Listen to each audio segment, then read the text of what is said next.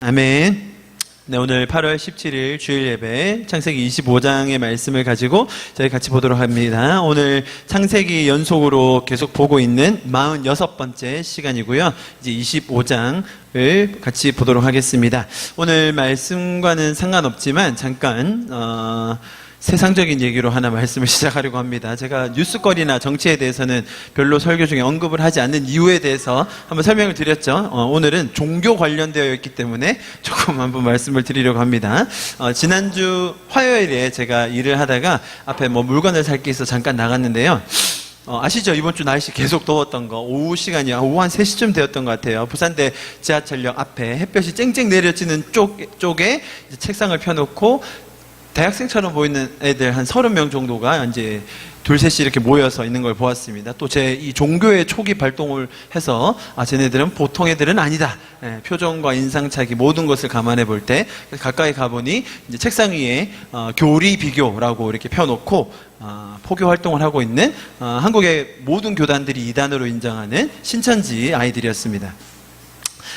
서 있는 아이들 제가 제가 선글라스를 끼고 있었거든요. 선글라스 끼면 제 눈동자 안 보입니다. 그래서 이렇게 다 이렇게 열심히 봤습니다. 봤더니 지난번에 저희 교회에 찾아왔던 학생들 있다는 거 제가 한번 말씀드렸죠. 3명이 찾아와서 제가 이렇게 환대해줬더니 애들 화들짝 놀라고 저랑 1시간 이상 대화를 했거든요. 그 중에 1시간 이상 대화하다가 걔들은 그 신천지의 어떤 지식이 아주 출중한 애들은 아니었어요. 그냥 정말로 어린 책자 나눠주러 온 애들이었는데 그래도 6개월 이상 배운 애들이에요. 여기 왔다는 거는 이만희를 교주로 믿고 있고 교육을 다 받아서 온 애들이에요.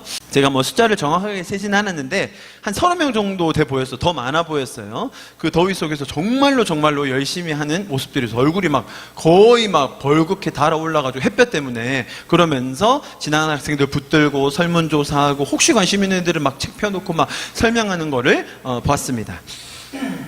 그들이 그렇게 하고 있는 걸 보면서 제가 개인적으로 많은 것들을 생각하게 됐어요. 많이 안타깝기도 하고 또 불쌍하기도 하고 또 저들과 대화하고 싶기도 하고 도와주고 싶고 저렇게 소중한 청년의 시간을 미혹하는 이단 교리에 넘어가서 허비하고 있다는 게 너무 안타까웠습니다. 여러분, 저희가 부산에서 살고 있는데 부산의 인구가 이제 한 380만까지 늘었다가 요즘에도 많이 줄고 있죠. 한 350만 간당간당 합니다. 2015년 통계청의 발표를 보면 기독교 비율은 12%예요. 12.1%. 불교는 28.5%. 부산을 말하는 겁니다. 자, 350만에 10몇 %면 대략 계산해보면 부산의 기독교 인구는 42만 3,500명 정도 됩니다. 대략이죠. 한 42만 명 정도 된다고 볼게요. 그 중에서 청년들, 젊은이들 몇 명이나 있을까요? 42만 명 중에 부산의 청년들.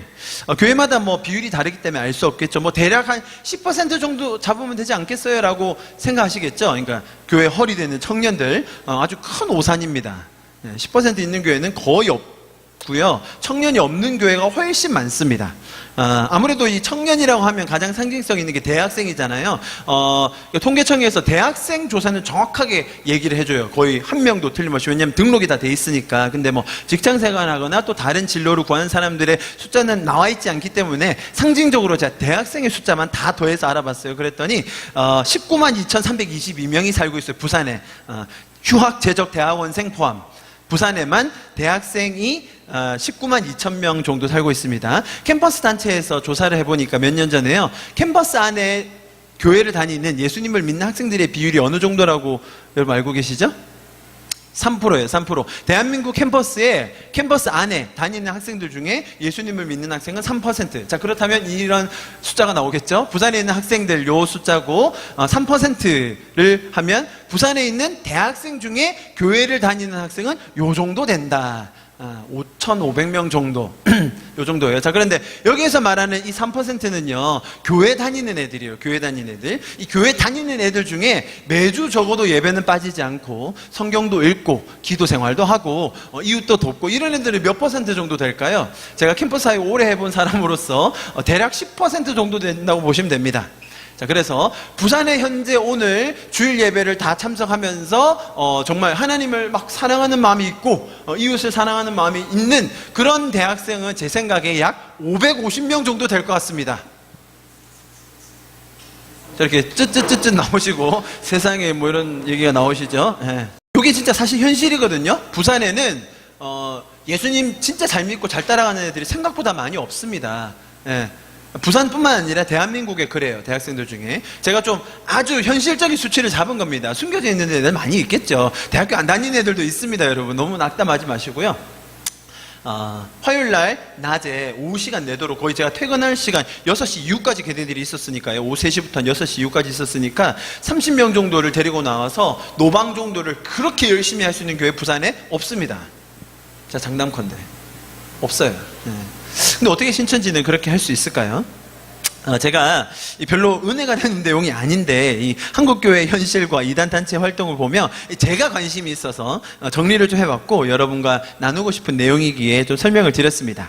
뭐 이단에 대한 설명을 드리고자 함도 아니고요. 또 이단도 이렇게 열심히 하는데 우리도 열심히 하자 뭐 이런 선동을 하기 위함도 아닙니다. 교주를 하나님으로 믿고 있는 이단은 미혹하는 능력이 엄청 커요. 걔네들은 접근부터 설명부터 끝까지 거짓말을 기본으로 깔고 가요. 그래서 거짓말로 시작해서 결국 그 거짓말을 믿게 되면 그 다음부터는 어떤 분위기를 조장하냐면 경쟁심, 두려움, 이거 안 하면 떨어져 나가, 이거 안 하면 결국 못 뽑혀, 이만희 씨가 널 안 뽑아, 이런 식으로 돼요. 그래서 거기 들기 위해서 사실 경쟁적으로 해요.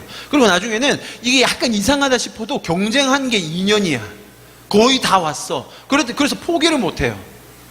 거의 그런 상황에 많이 이르거든요. 그래서 경쟁심과 두려움, 결국은 너 못 뽑힐 수도 있어, 쟤보다 더 잘해야 네가 뽑히는 거야, 이런 분위기를 조장하기 때문에 걔들이 그러고 있는 거예요.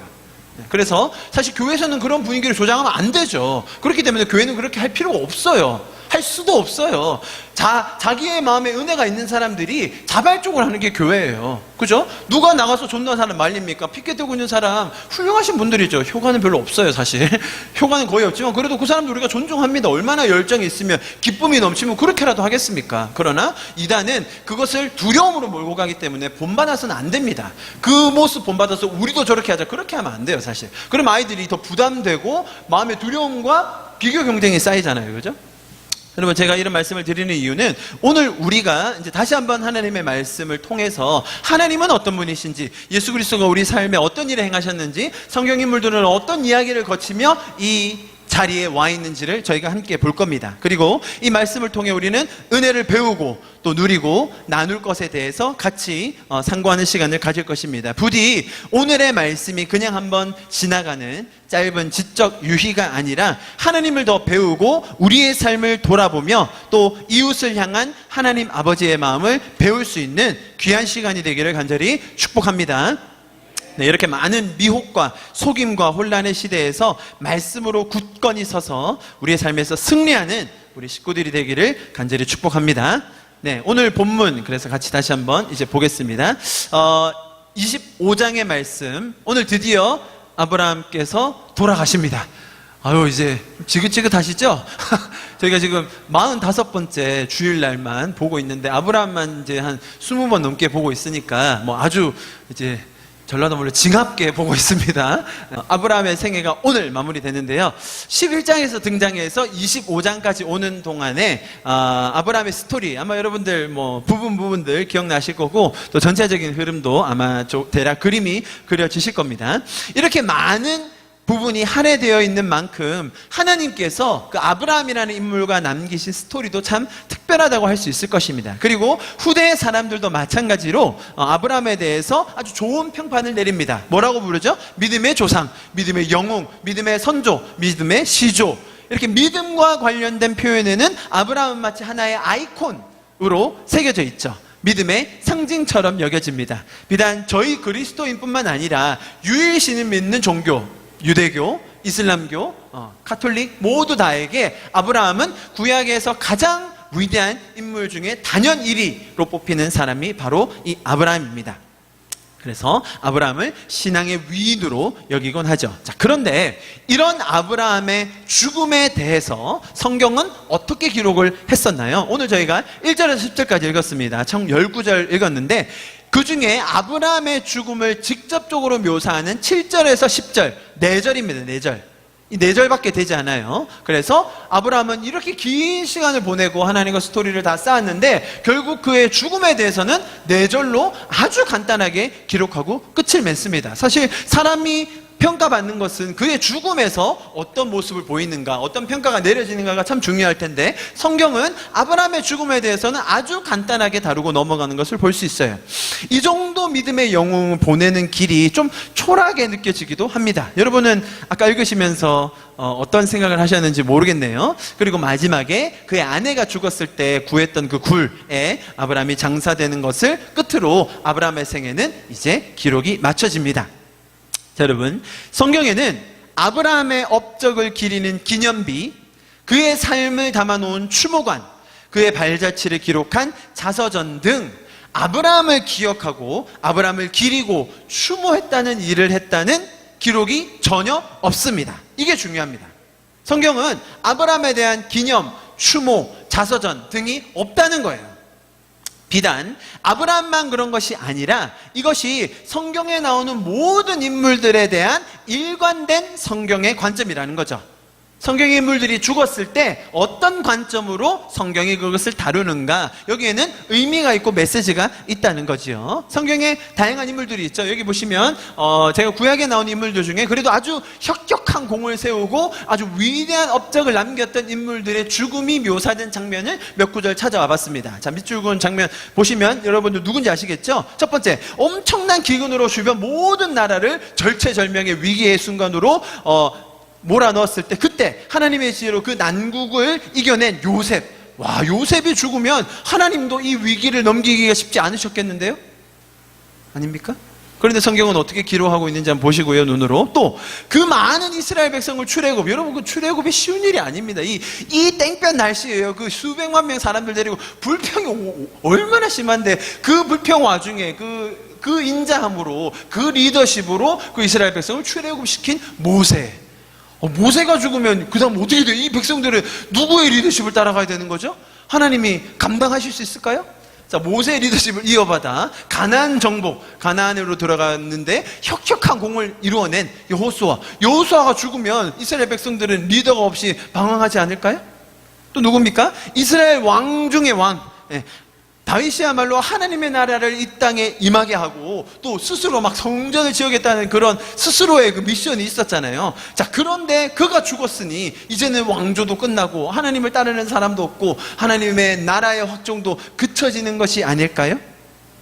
자, 우리는 그렇게 생각하기 쉬워요. 그런 중요한 사람 한 사람, 위대한 인물 한 명이 죽었을 때 아이고 어떻게 하나, 저 사람이 없어졌네, 저 사람이 돌아가셨네. 여러분, 한국교회 그런 일이 많았잖아요. 위대한 인물, 중요한 사람이 갑작스럽게 죽었을 때, 혹은 생을 마감했을 때 우리의 마음속에 부담이 있죠. 이제 어떻게 하지? 저 사람이 죽었는데 어떻게 하지? 여러분, 모세 생각해 보십시오. 모세가 죽고 나서 누가 그 리더십을 쉽게 받아들였겠습니까? 이어받았겠습니까? 누구도 쉽지 않았을 겁니다. 여러분, 성경의 인물이 죽었을 때는 여러분 눈으로 보시듯이 너무나 짧게, 너무나 심플하게, 그들의 인생과 비교해 봤을 때는 좀 초라할 정도로 간략하게 묘사하고 있는 것을 우리가 발견하게 됩니다. 오늘 아브라함도 마찬가지였고요. 여러분, 하나님의 나라는 인간에 의해 좌지우지되지 않습니다. 아멘? 하나님의 영광은 인간에 의해서 더 커지거나 줄어들지 않습니다.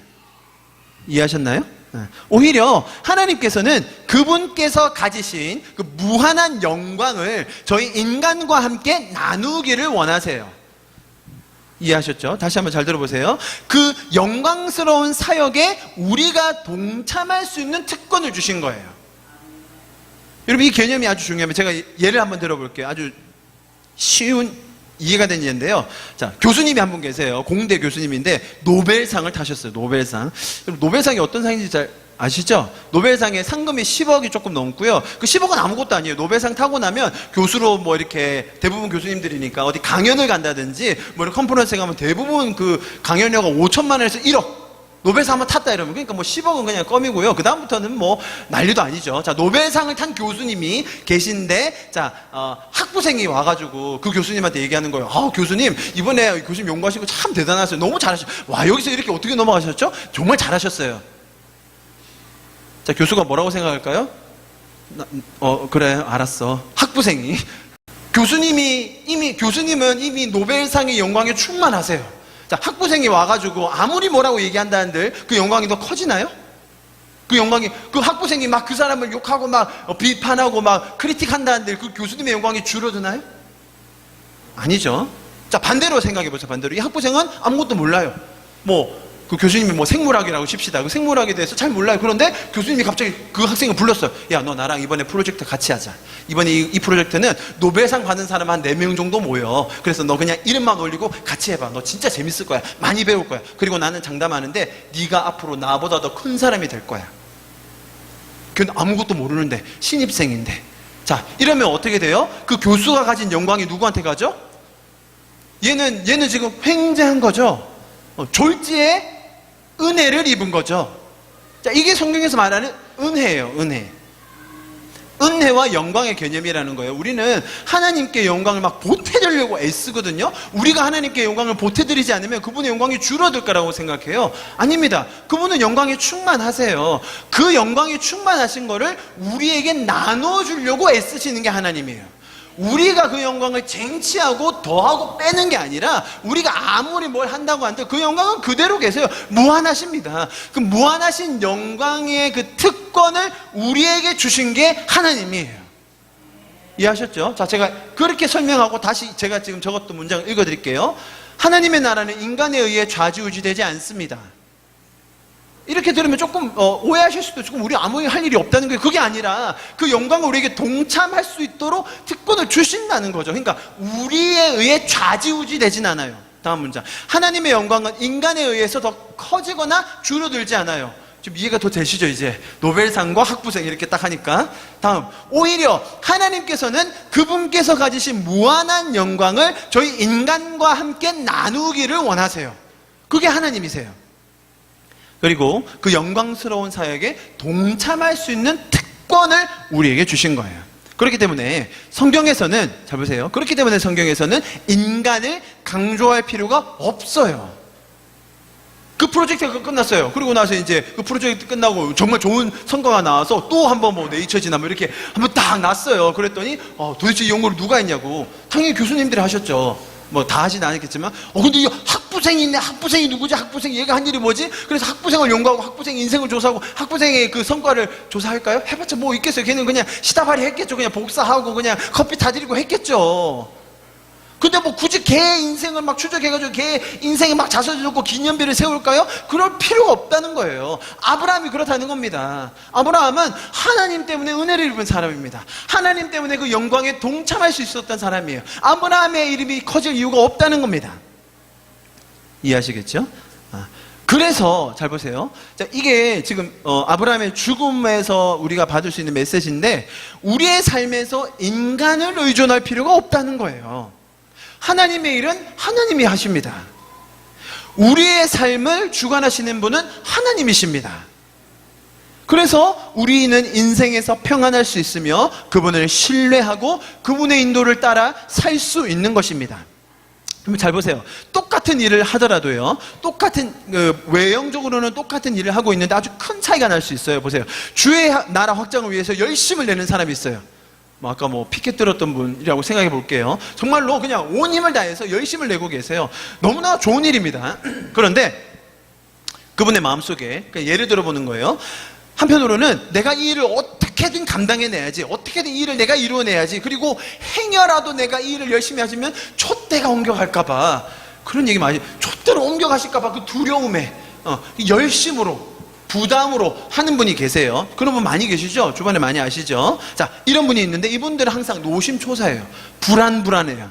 그래서 죽을 힘을 다해 뛰고 있어요. 자, 그런 거 보면 좋아 보이긴 해요. 그런데 마음은 그렇지 않은 거예요. 열심히 하니 좋긴 한데 이런 사람들의 특징은요, 감사나 평안이나 기쁨이 없어요. 오히려 불안하고 열심히 특심으로 비교 경쟁하며 그 다음 단계가 어떻게 하냐면 정죄해요. 야, 쟤는 왜 안 해? 나는 지금 더운데 이렇게 하고 있는데 쟤는 뭐 하는 거야? 저 사람 집사 맞아? 이렇게 나오는 거예요. 자, 여러분, 열심히 하는 행동은 같을 수 있어요. 그러니까 외형적으로 보이는. 근데 이 사람의 마음은 항상 불안하고 내가 열심히 안 하면 안 될 것 같고 그리고 안 하는 사람 정죄한다는 거예요. 여러분 이것은 결론적으로 하나님의 원리가 아니에요. 자기 열심이에요.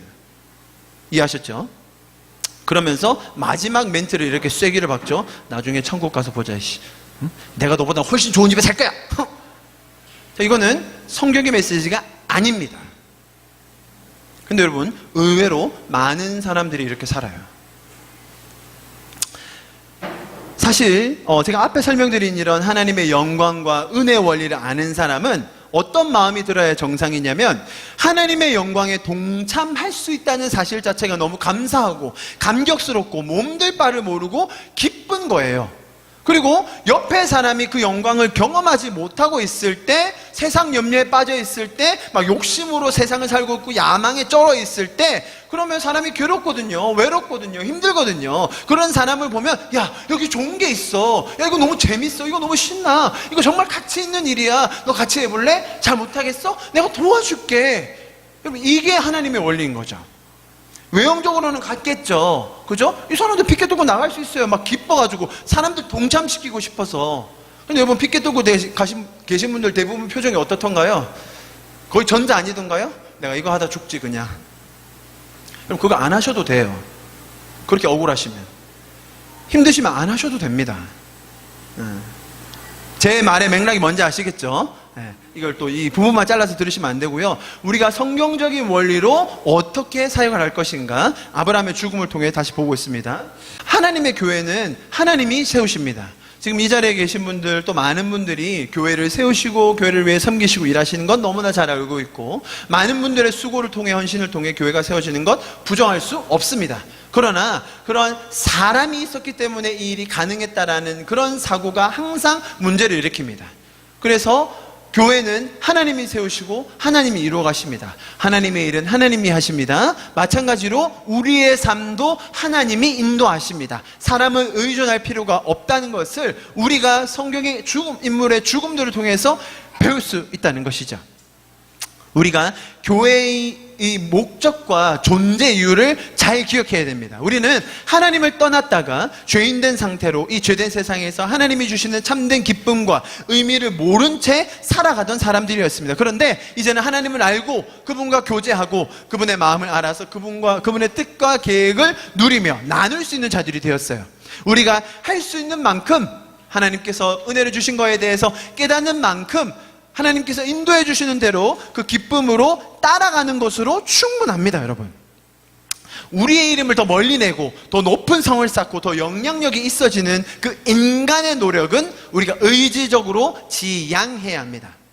여러분, 제가 교회가 커지고 유명해지고 교회가 부흥과 사람이 많아진다 그거 자체를 부정하는 게 아니에요. 그런데 그 와중에 저 교회는 어떻게 저렇게 부흥했었대요? 저 교회 여러분 모르셨죠? 장관이 다녀요. 장관, 해양수산부 장관. 그래서 그 교회가 부흥했네요. 이렇게 된다는 거죠. 저 교회는 어떻게 저렇게 학생이 많대요? 교수님이 계시잖아요. 교수님이 두 분이나. 제가 뭔 말 하는지 이해하시겠죠? 교회를 건축하는데 교회를 크게 건축해요. 우리 그 교회가 이렇게 중심지에 크게 건축을 하는데 그래도 지하철역 하나 정도가 우리 교회 앞에 딱 쓰면 어떻겠냐고 어떤 국회의원이 이렇게 얘기를 했다 칩시다. 그러면 힘 좀 써가지고 지하철역과 연결된 교회 얼마나 좋습니까? 자, 그러면 어떻게 이 교회는 이렇게 편안한 시설을 마련하셨죠? 이번에 그 국회의원님께서 힘 좀 써주셨죠. 여러분, 저희 교회는 그런 걱정하실 필요가 없어요. 이미 지하철역이 바로 앞에 있기 때문에 저희는 그런 힘 쓸 필요가 전혀 없고요. 너무 그런 힘 바라지 않으셔도 됩니다. 여러분, 교회가 부흥하고 커지는 거 좋습니다. 그러나 그 사이에 어떤 인간적인 힘, 인간적인 영향력, 인간적인 덕을 보면 안 된다는 거죠. 교회 일은 하나님이 하십니다. 여러분, 저는 부산 하나교회가 망하는 것에 대해서 전혀 두려움이 없습니다. 망해도 상관없어요. 이게 내 일인가? 하나님 일이죠. 그래서 저는 마음이 아주 편안합니다. 여러분, 편해 보이시죠? 교회는 하나님께서 하시는 겁니다. 심지어 부산 하나교회 없어진다 한들 하나님의 교회는 무너지지 않을 것입니다. 그런 믿음이. 부산 하나교회 없어지면 양산 하나교회 할까요? 우리 가서? 별로 걱정 없어요. 작게 또 하면 되죠. 여러분, 성경에 그 위대한 인물들이 죽었을 때 성경이 왜 이렇게 간단하게, 어찌 보면 좀 초라하게 다루는가, 우리는 그 이유를 정확하게 알고 기억해야 됩니다. 오늘 아브라함을 포함하여 성경의 인물들이 우리의 예상보다 조금 간소한 죽음을 보며 우리는 다시 한번 하나님께서 우리의 삶의 주인이 되어주시고 참된 인도자 되어주심을 깨달았으면 좋겠습니다. 그 감격을 우리가 다시 한번 되새기기를 소망합니다. 자, 사라가 죽었습니다. 127세에 아브라함의 아내 사라가 죽고, 그 이후에 아브라함은 38년이라는 시간을 더 삽니다. 그리고 오늘 본문 25장에서 아브라함의 죽음이 기록되어 있었는데요, 이렇게 간단한 인생의 말년이 기록되어 있을 때는 두 가지 해석을 할 수가 있어요. 첫 번째로는 아까 말씀드린 성경의 일반적인 기조, 그러니까 인물들의 죽음에 대한 성경의 기조를 볼 수 있었고요, 두 번째, 그 인생의 말년이 아주 짧게 간략하게 기록되어 있다는 말의 뜻은 뭐냐면, 아브라함이 이삭의 번제 사건 이후에 너무나도 평탄한 삶을 살았다라는 것을 우리가 인지할 수 있는 거예요. 여러분, 자서전이 길다는 건 무슨 말입니까? 네, 사고를 많이 쳤다는 말이에요. 어거스틴 자서전 아시죠? 엄청 두꺼워요. 그런 거 읽을 수가 없고, 너무 고민도 많았고, 뭐 인생에 우여곡절이 많았죠.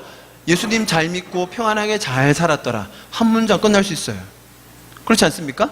예수님을 잘 믿고 잘 산 사람에게 자서전이 그리 길 필요가 없어요. 아브라함의 자서전이 초반에는 아주 길었지만 말년으로 갈수록 아주 짧아지는 것을 볼 수 있어요. 여러분, 우리가 잘 아는 읽었던 이 문장이죠. 24장 1절 같이 한번 읽어볼까요? 시작. 아브라함이 나이가 많아 늙었고 여호와께서 그에게 범사의 복을 주셨더라. 24장 1절에, 자, 22장에서 이삭을 바치고, 그리고 나서 하나님의 시험 사건을 거치고 나서 24장에 오니 아브라함의 인생을 이렇게 설명하고 있습니다. 여러분, 너무 좋아하는 말씀이고 우리가 담고 싶은, 배우고 싶은, 그대로 살고 싶은 그런 말씀이죠. 하나님께서 범사의 복을 주실 때 우리 인생의 기록은 불필요하게 길어질 필요가 없는 겁니다. 이 구절은 우리 모두가 희망하는 구절이고 이렇게 되고 싶어 할 것입니다. 이 구절을 통해 아브라함의 인생의 말년의 짧은 기록을 잘 해석할 수가 있는 거예요. 아, 그렇구나, 아브라함은 범사의 복을 받았구나, 그래서 인생이 정말 평탄하게 잘 지냈구나. 그런데 이 구절에 대한 이해를 우리가 정확하게 하고 넘어가야 된다고 제가 2주에 걸쳐서 말씀드렸어요.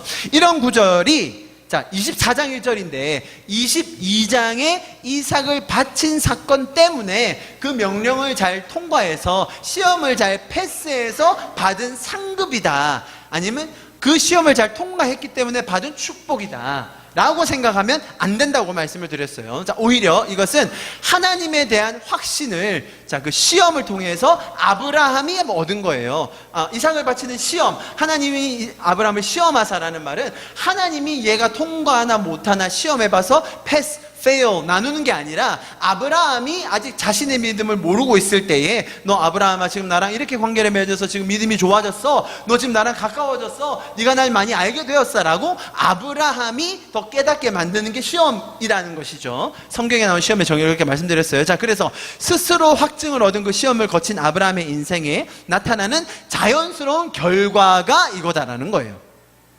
아브라함의 인생에 나타나는 결과가 이거예요. 그래서 그의 인생의 말년이 이렇게 평안할 수 있었어요. 하나님께 정성을 다하고 목숨처럼 귀한 것이라도 아끼지 않고 모든 것을 다 내려놓고 포기하는 사람에게 주어지는 복이 아니라 그 시험을 통해 스스로가 확정을 입은 사람이 결과적으로 누리게 되는 삶의 모습이 이거라는 겁니다. 자, 아마 제가 뭐 설교 때도 너무 얘기 많이 했고 몇 주에 걸쳐서 얘기했기 때문에 잘 이해하실 거라고 믿습니다. 하나님은 우리가 뭔가를 갖다 바쳐야, 뭔가를 열심히 해야, 목숨을 걸어야 우리를 축복해 주신다, 이 원리가 아니라, 성경의 원리는 하나님께서 우리에게 주신 은혜 때문에 우리가 목숨을 걸고라도 할 수 있다. 자, 이 원리를 아시죠? 그런데 여러분 잘 모르세요. 제가 매번 반복해 볼 텐데요, 오늘 아주 재밌는 또 꼬리를 하나 찾았어요. 이번 주에 있었던 사건인데요, 이 사건을 통해서 저희가 한 가지 좀 이 원리를 다시 한번 짚고 넘어가기 원합니다. 중요한 원리이기 때문에요. 일주일 전이었는데요, 8월 5일에 인도네시아에 강진이 있었어요. 그죠? 발리에 있었죠. 많은 사람이 죽고 다쳤고 이재민이 발생하고 있습니다. 조속히 복구가 진행되고 더 이상 인명피해가 없기를 바라고 기도합니다. 자, 그런데 그 와중에 아주 독특한 뉴스가 하나 떴어요. 여러분 인도네시아는 여러분 아실지 모르겠지만 전 세계 무슬림 나라 중에 인구 숫자로 볼 때 가장 많은 무슬림을 가지고 있는 나라가 인도네시아예요. 전 세계 16억 무슬림이 있다고 하는데 인도네시아에만 2억이 살고 있습니다. 아주 많아요. 무슬림이 강성이라고 말하진 않아요. 강성 무슬림은 저기 중동이나 또 인도네시아 아체라는 지역은 그렇긴 해요. 그러나 인도네시아 대부분의 무슬림은 중동의 무슬림과 조금 다르긴 하지만 그래도 인구수로 볼 때는 가장 많다 이렇게 볼 수 있어요. 자, 그런데 그 지진이 날 때 인도네시아에 있던 그 무슬림 사원 모스크라고 하죠. 그 안에서 예배를 드리고 있었는데 아주 독특한 장면이 하나 포착이 됐습니다. BBC 뉴스로 한번 보도록 하겠습니다.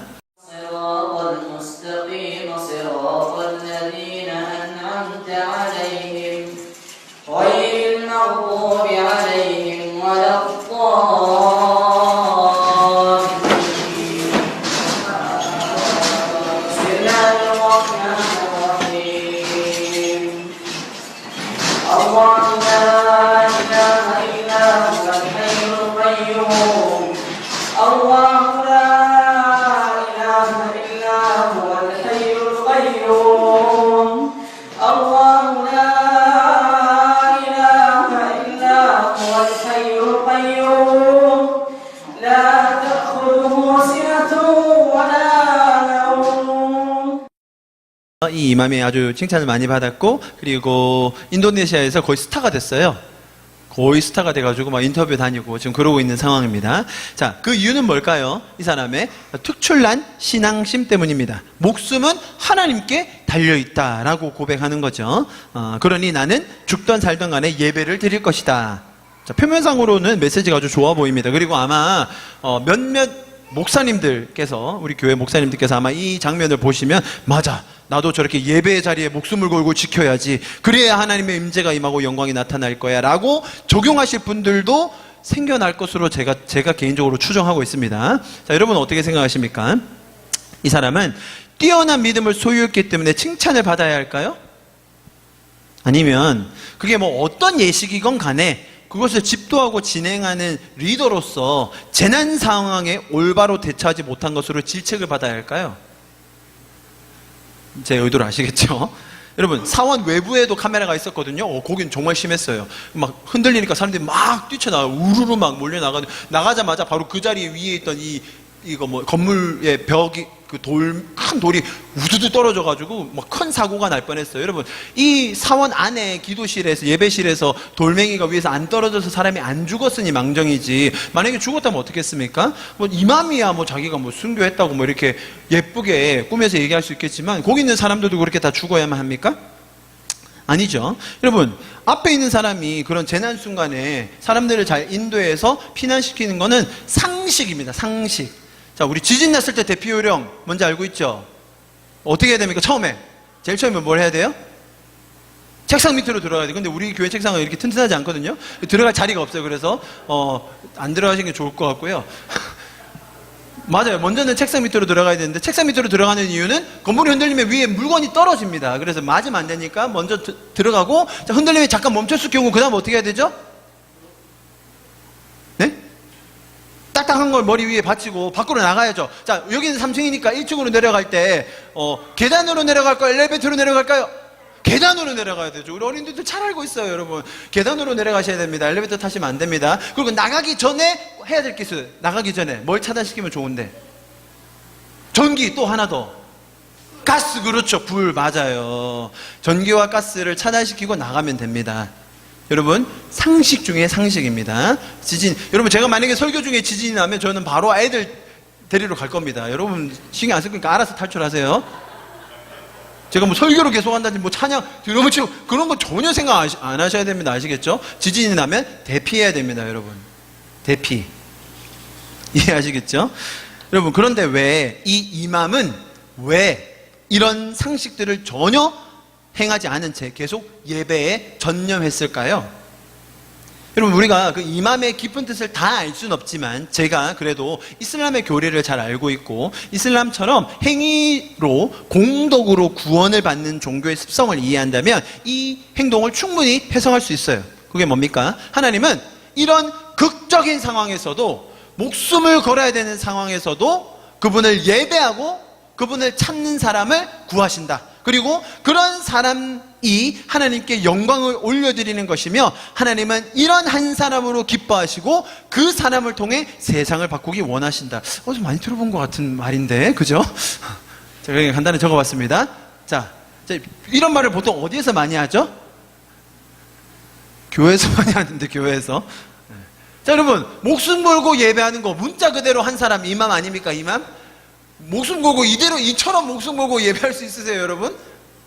쉽지 않을 것 같은데요. 자, 이런 문구를 교회에서 많이 얘기해요.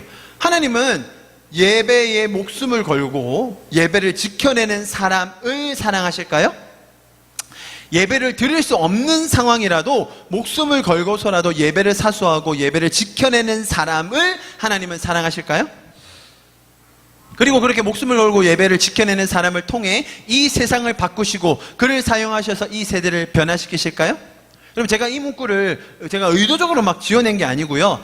이번 주 8월 8일 국민일보 뉴스 중에 어떤 분이 이렇게 인터뷰하셨는데 뭐라고 되어 있냐면, 성경에 나오는 많은 인물들은, 하나님께서 귀하게 쓰신 인물들은 모두 죽기를 각오하고 하나님께 예배했던 사람들입니다 라고 하면서, 청소년 집회 때 한 얘기예요. 그러면서 하나님은 자신을 예배하는 사람을 찾으시고 그를 높이고 귀하게 사용하십니다. 그래서 청소년들이 세계 리더로서 서기 위해서 꿈과 비전을 품고 기도하면 그 꿈을 이루어주실 것이라고 8월 8일자 국민일보에 나와 있습니다, 여러분. 그래서 제가 그 문구를 인용해서 이렇게 한번 적어봤습니다. 여러분, 제가 우상과 하나님 혹은 신앙과 배교 사이에서 자신의 신앙을 고백하기 위해서 목숨을 걸으셨던 분들이 있습니다. 그런 진정한 고백하는 분들이 계세요. 그런 믿음의 고백, 신앙의 결단은 너무나 숭고한 것입니다. 제가 그분들의 그런 정결함과 결정을 폄하하려는 것이 아닙니다. 자, 그런데 너무나 많은 경우에 종교나 신앙이 정형화, 율법화, 형식화 되어 있는 나머지 신앙과 전혀 상관없거나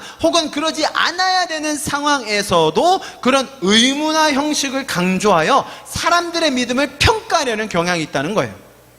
이것이 바로 신앙이 공덕주의로 가게 될 때, 행위주의로 가게 될 때 나타나는 현상이에요. 여러분, 이맘이라는 종교 지도자가 지진의 상황을 보면서 보인 행동도 그런 예인 거예요. 이런 경우에는 앞에 서 있는 지도자라면, 자, 대피하세요, 천천히 나가세요, 한 사람씩 나가세요, 조심하세요, 물건 떨어집니다, 빨리 저희 넓은 공터로 나가세요, 인도해야 되는 거 아닙니까? 마이크 잡고 있으면.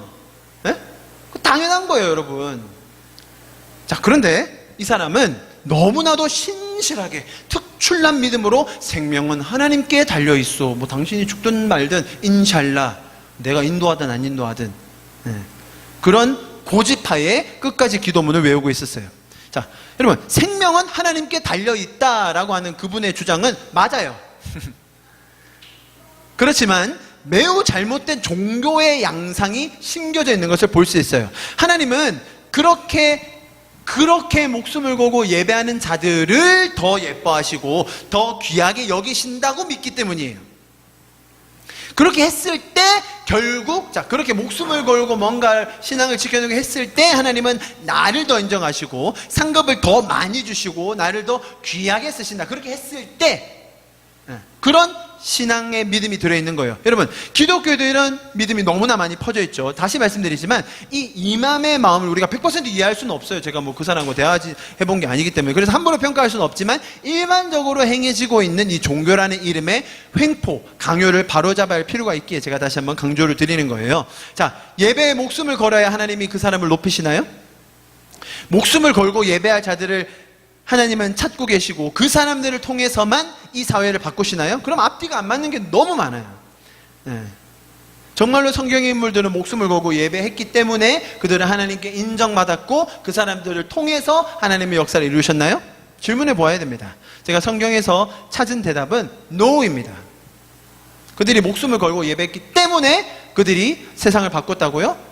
그 목숨을 걸고 예배할 수 있는 믿음을 하나님이 주셨기 때문에 그들이 예배할 수 있었던 거죠. 정반대로 가야 되는 거예요. 여러분, 하나님은 우리에게 은혜를 너무나 많이 주셔서 그 아들을 보내셔 우리를 구원하기로 작정하시고 우리를 구해 주셨습니다.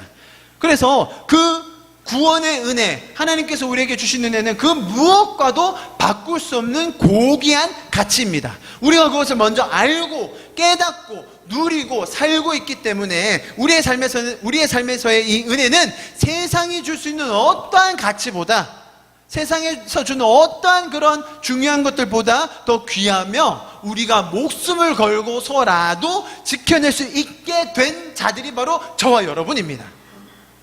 이것이 전제예요. 그래서 우리는 그 은혜 때문에 목숨을 걸고서라도 내 신앙 고백을 할 수 있는 것이며, 또 그 은혜 때문에 목숨을 걸고서라도 예배할 수 있게 된 거예요. 그렇게 목숨을 걸고 예배를 드려야, 이삭을 갖다 바쳐야, 내 모든 것을 다 내려놓아야, 흔들리는 건물 안에서라도 손 붙들고 예배드리고 있어야 하나님이 나를 인정하시고 받으시고 용납하시고 용서하시고 상 주시는 것이 아니라는 거죠. 우리는 이미 다 받은 자들이기 때문에, 이미 그 영광스러운 은혜를 누리고 있는 자들이기 때문에 세상을 넉넉히 이길 믿음을 받았습니다. 그래서 우리는 이런 것들을 감당할 수 있는 자들이 된 것입니다. 만약에 정말로 이 이맘이 이렇게 생각했다고, 그래, 나는 다른 곳에 가지 않아도 돼, 나는 여기서 죽어도 여한이 없어, 우리 알라만 계시다면, 그분만 예배할 수 있다면 나는 어디라도 좋아 라는 마음으로 정말로 그런 평안한 마음으로 했다면 절반 인정, 그렇지만 절반은 노인정. 왜요? 아까 말씀드렸던 상식을 안 했으니까. 그런 마음이 있으면 그런 마음으로 더 돌봐야 되는 거 아니에요? 그런 마음으로 이웃을 더 챙겨야 되는 거 아니에요? 자기만 살겠다고 그러면 안 되죠. 그죠? 여러분, 하나님을 우리의 종교적인 틀에 가두시면 안 돼요. 하나님을 세상적인 원리의 이 give and take, 내가 드려야 하나님도 나에게 더 많이 주실 거야, 내가 이만큼 갖다 바쳐야 하나님도 나에게 주실 거야 라는 옹졸한 분으로 만들지 마시기를 바랍니다. 하나님은 우리를 먼저 사랑해 주셨습니다. 우리에게 먼저 다 주셨습니다. 그리고 우리가 그것을 알지 못하고 있을 때 자신을 버리셔서 그것을 완전히 단번에 이루신 분이 우리 예수님이십니다. 그 하나님 때문에 우리는 자유할 수 있고, 그 자유 안에서 우리는 사랑할 수 있으며 예배할 수 있으며 이웃을 섬길 수 있는 줄 믿습니다. 우리는 그 좋으신 하나님을 믿고 있는 것입니다. 자, 여러분, 제가 아브라함의 인생의 말년의 의미, 첫 번째로는 성경의 기조, 성경의 인물들이 죽음을 맞이했을 때 그것을 말하는 성경의 기조. 두 번째, 아브라함의 말년이 이렇게 짧은 이유는 그가 평탄한 삶을 살았기 때문에. 그런데 그것은, 평탄한 삶이라는 것은 단순히 그가 갖다 바쳤기 때문에, 이삭을 포기했기 때문에 주어지는 것이 아니라, 그 믿음의 과정을 통하여 스스로 확정을 받은 자가 자연스럽게 맞이하는 결과였다. 그것을 이번 주에 있었던 사건과 좀 연결해서 다시 한번 강조해서 말씀드렸습니다. 자, 이어서 오늘 본문을 조금 더 볼 텐데요. 본문의 구절을 이해하기 위해서, 오늘 본문의 구절을 이해하기 위해서 먼저 21장, 창세기 21장의 말씀을 다시 한번 기억하면서 읽어보도록 하겠습니다. 21장 9절에서 13절인데요. 여러분 아마 잘 아시는 부분의 이야기입니다. 우리 같이 한번 읽어보겠습니다. 시작. 사라가 본즉 아브라함의 아들 애굽의 여인 하갈이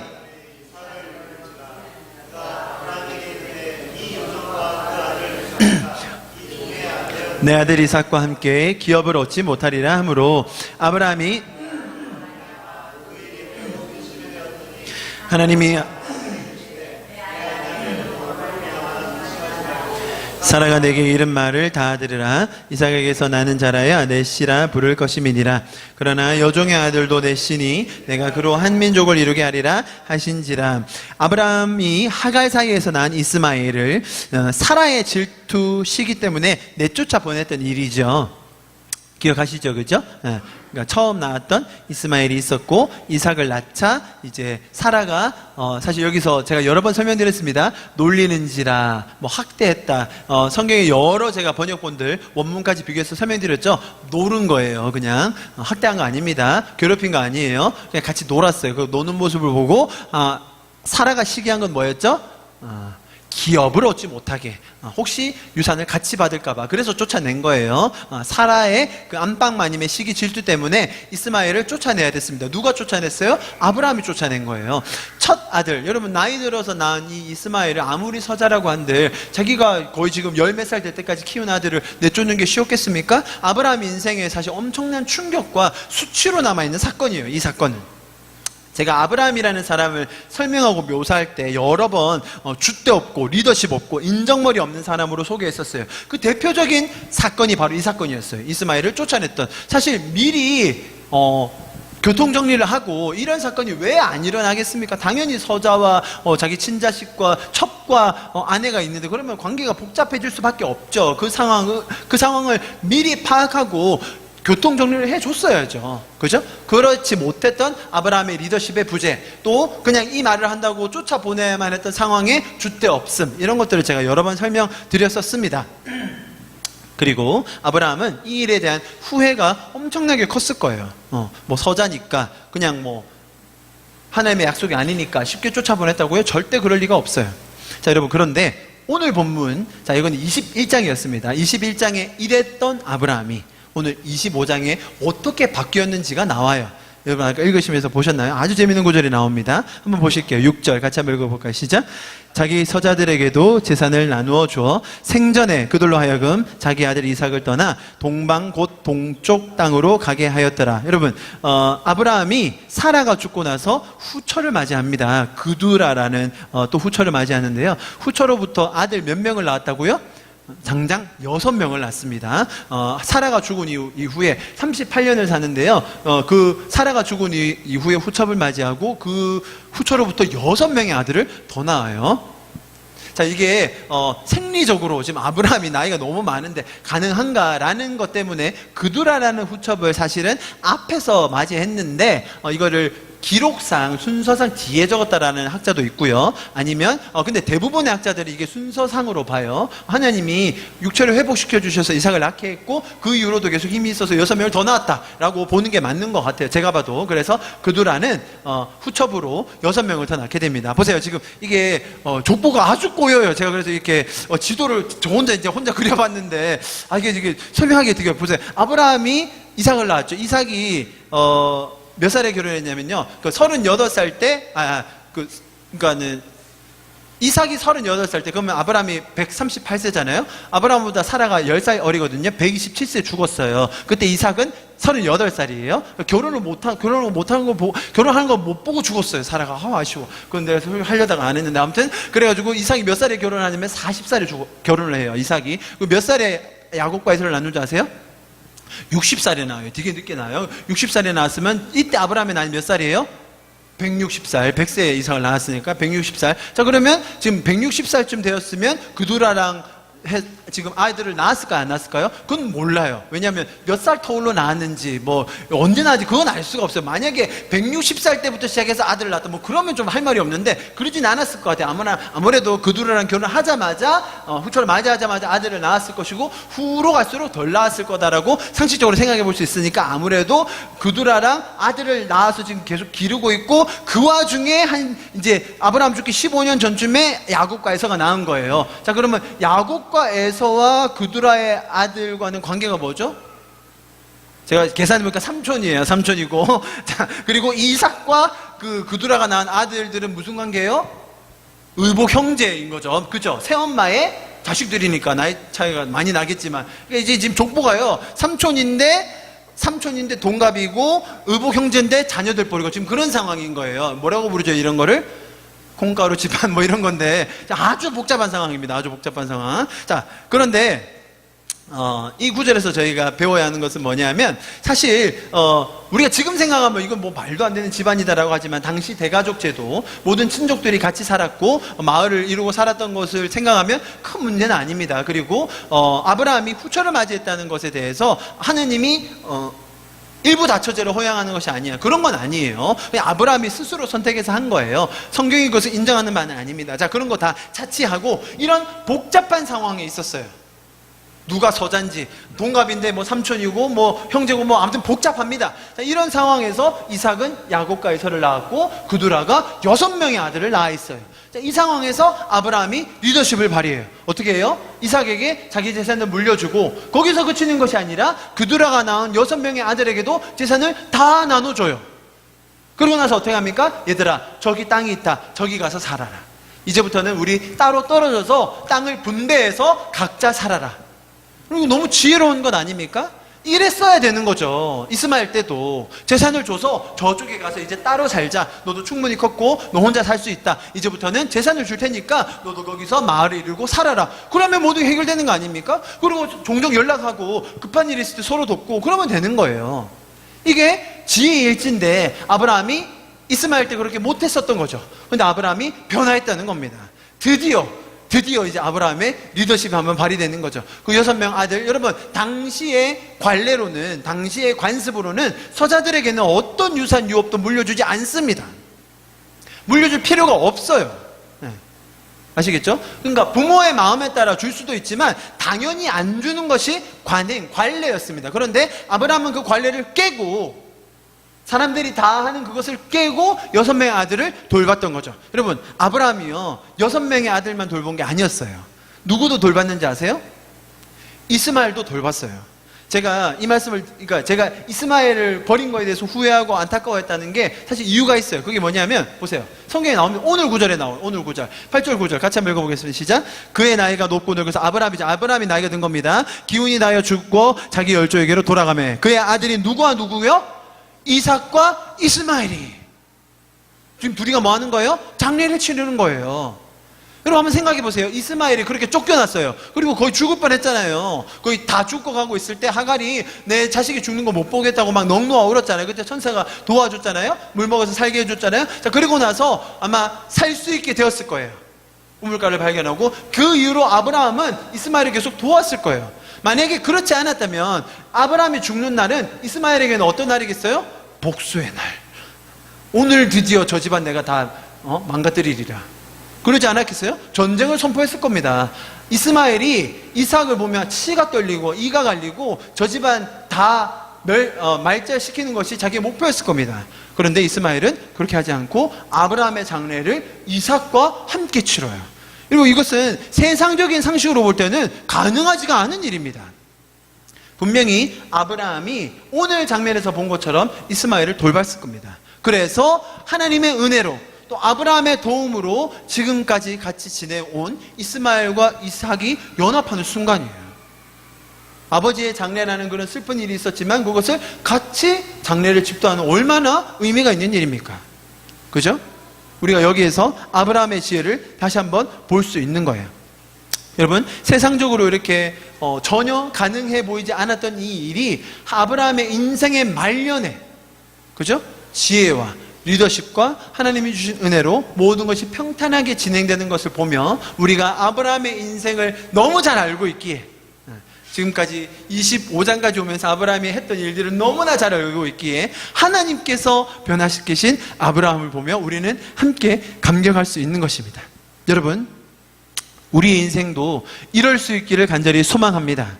우리 주변에 너무나 많은 어려운 상황, 관계에서 오는 어려움, 또 오해, 시기 질투, 거짓말, 사기 등으로 말로 다 할 수 없는 상처와 어려움들로 인해 끊어진 관계, 원수지간이 얼마나 많습니까? 여러분, 살아온 세월이 많을수록 또한 그런 상황에 따라 그런 일이 없을 수 없고요. 더 많이 생길 수밖에 없는 것이 인지상정입니다. 여러분, 우리가 성경에서 배울 수 있는 것은 일단 저와 여러분이 하나님의 은혜를 많이 누리시기를 바랍니다. 하나님의 은혜를 먼저 배우시기를 축복합니다.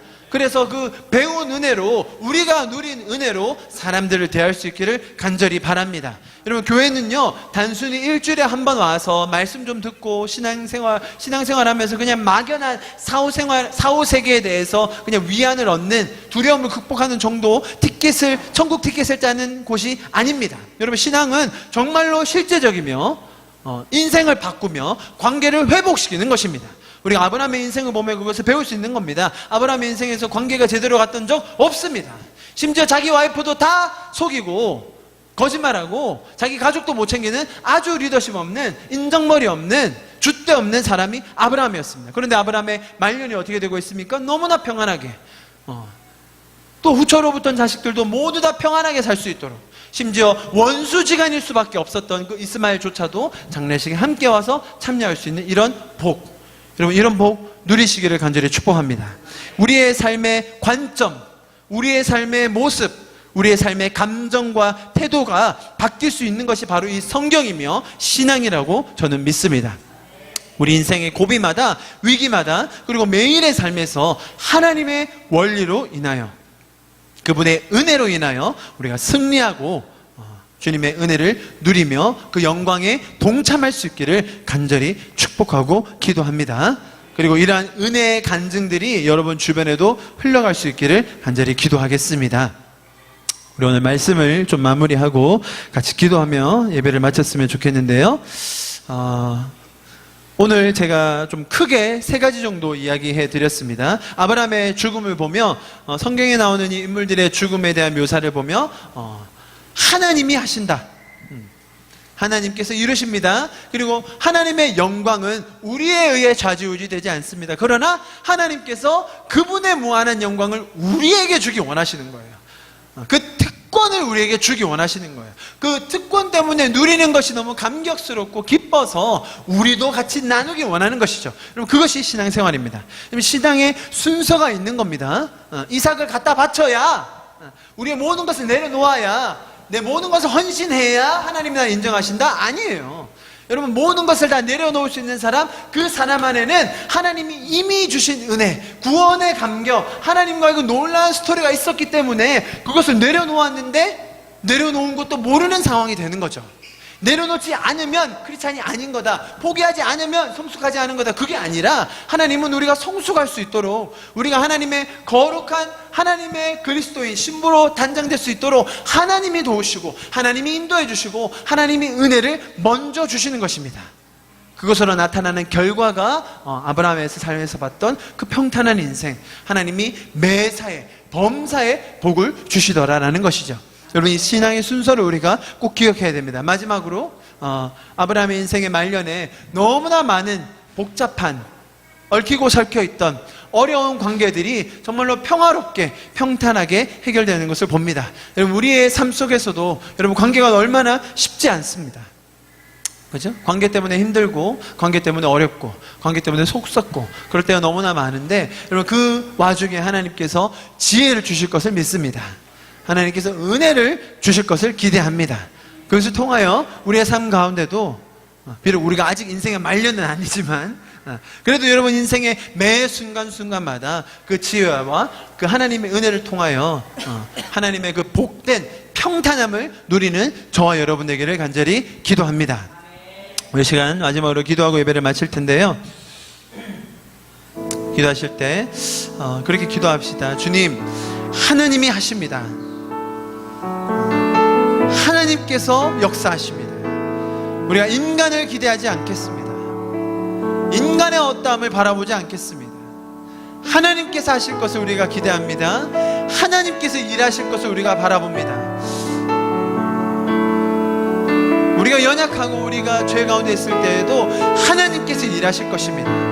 어떤 능력 있는, 재능 있는, 역량 있는 어떤 한 사람이 아니라, 인간의 영향력이 아니라 하나님으로 인하여 우리가 든든하게 서갈 것을 우리가 고백합니다. 그럴 것을 기대합니다. 주님, 내 삶을 하나님께서 인도하여 주십시오. 하나님이 내 삶을 온전히 붙들어 주십시오. 우리가 아브라함의 인생의 말년을 보며 그 인생이 평탄하게 정말 주님의 은혜 안에 정말 마무리되는 것을 보았습니다. 주님, 하나님의 그 은혜와 지혜가 내 삶 속에도 풍성하게 하여 주시사 우리의 삶 가운데도 범사에 하나님께서 인도하신 것을 보게 하여 주시옵소서. 우리의 삶 가운데 관계가 회복되는 것을 보게 하여 주시며 우리의 삶에 어그러져 있는, 오해되어져 있는 많은 것들이 해소되고 풀어지게 하여 주시옵소서. 하나님의 은혜를 우리가 갈망합니다. 하나님의 지혜를 우리가 구합니다. 주님, 우리의 삶 속에 그것들을 풍성하게 배우고 누리며 나누게 하여 주시옵소서. 우리의 삶을 그렇게 주님께 올려드리며 이 시간 마지막으로 기도하고 예배를 마치겠습니다. 기도하시겠습니다.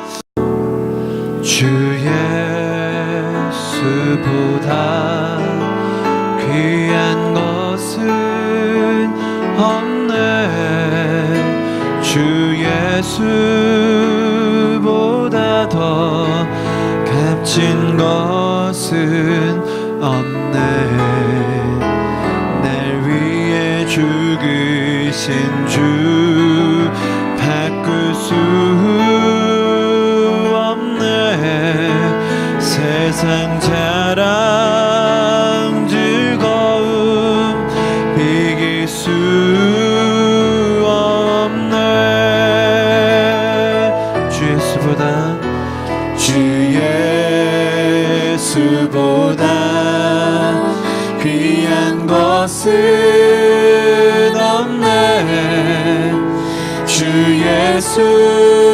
예수보다 더 값진 것은 없네.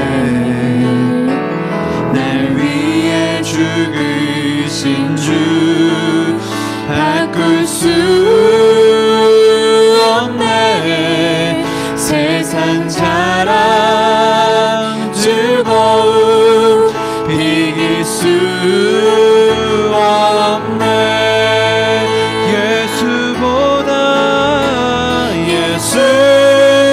예수보다 더 귀한 것은 없네. 세상에 무엇도 바꿀 수 없네. 예수보다 더 귀한 것은 없네. 내 삶의 모든 것 대신 예수, 예수보다 더 귀한 것은 없네. 세상의 무엇도 바꿀 수 없네. 예수보다 더 귀한 것은 없네. 내 삶의 모든 것 대신 예수, 내 삶의 모든 것 대신 예수. 네, 그렇습니다. 우리의 삶의 모든 것 대신 주님 찬양합니다. 주님께서 인도하여 주신 우리의 삶 너무나 감사합니다. 그리고 앞으로 주님께서 인도하여 주실 그 모든 발걸음을 우리가 기대합니다. 주님, 우리가 인간을 의지하지 않고 주님께서 우리에게 주시는 그 은혜로 말미암아 날마다 승리하며 서게 하여 주시옵소서. 주님께서 주시는 그 은혜와 지혜로 우리의 삶이 범사에 주님의 복을 누리며 나누는 삶들이 되게 하여 주시옵소서. 우리가 인간의 지혜와 인간의 힘과 인간의 의지를 신뢰하지 않고 주님을 더 믿음으로 나아가기를 간절히 소망합니다.